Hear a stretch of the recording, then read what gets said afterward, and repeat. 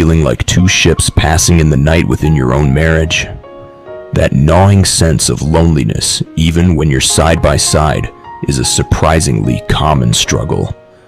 But what if I told you there's a simple yet profound way to bridge that gap and reignite connection? It's not about grand gestures or elaborate date nights, though those can be nice. It's about the power of intentional presence. Intentional presence means actively choosing to be fully with your partner, not just physically, but mentally and emotionally. It's putting down the phone when they're talking, making eye contact, and truly listening. It's asking open-ended questions that go beyond the surface level. How did that make you feel? Instead of, was your day good? It's about creating small pockets of genuine connection throughout your day. Let me share you a brief story. In a quiet mountain village, an elderly woodcarver spent his evenings meticulously sculpting a wooden figure of his wife, becoming so obsessed with perfecting the art that he ignored the living woman sitting quietly across the room.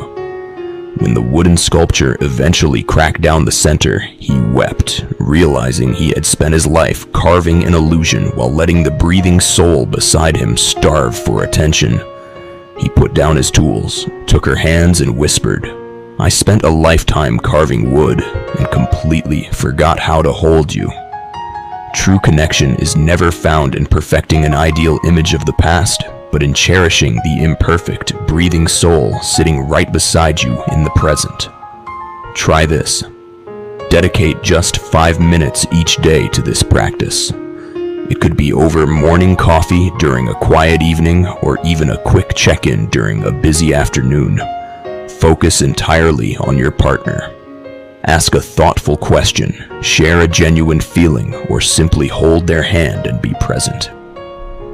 This consistent, small effort builds a reservoir of connection that can combat even the deepest feelings of loneliness.